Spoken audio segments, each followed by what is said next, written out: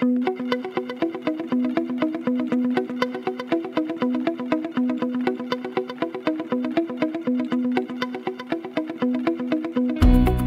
la réponse est oui, mais pourquoi? En fait, Caussène-Aglo est un territoire qui se veut un territoire qui s'adapte à la transition. Je suis vice-président chargé des transitions. Cette transition peut être à la fois énergétique, mais également écologique. Et dans le terme écologique, il y a tout ce qui est protection et restauration de la protection de l'environnement et de la biodiversité. Alors, comment le PLUI peut-il protéger la biodiversité? Avec différentes possibilités, à la fois réglementaires. Par exemple, il est possible de protéger les ressources naturelles, ce que l'aglo fait déjà, mais on peut amplifier cette action. Protéger les ressources naturelles, protéger les ressources en eau, mais également protéger tous les endroits remarquables pour la faune et la flore. Cela existe déjà, il faut aller plus loin. Et comment est-ce qu'on peut aller plus loin? Ça peut être par des actions réglementaires au sein du PLUI. Par exemple, au niveau de la trame verte et bleue. La trame verte et bleue, ce sont les corridors écologiques. Donc comment protéger et restaurer les corridors écologiques pour permettre à la faune et la flore de circuler librement dans des endroits particulièrement remarquables et qui lui sont indispensables.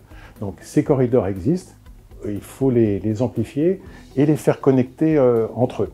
Et pour ce faire, le PLUI va mettre un certain nombre de règles en disant à tel endroit, il ne faut pas construire, par exemple, il ne faut pas aménager de choses qui pourraient empêcher la faune de passer.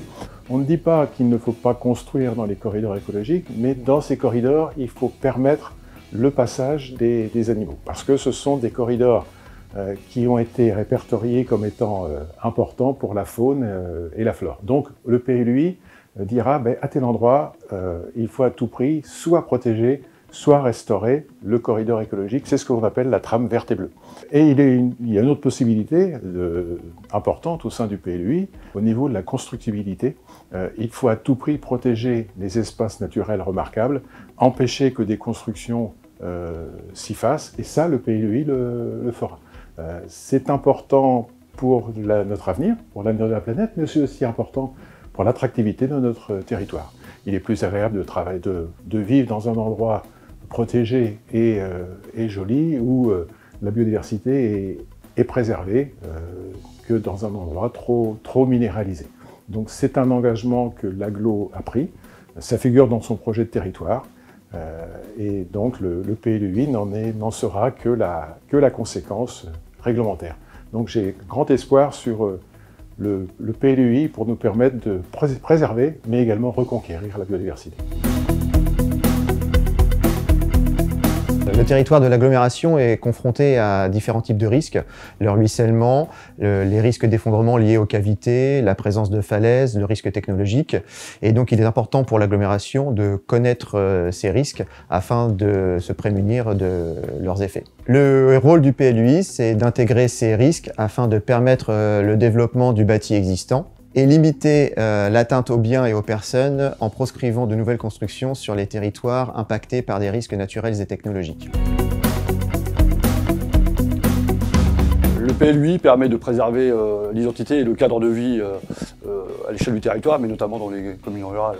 Assurer la qualité du cadre de vie, c'est protéger le patrimoine bâti existant.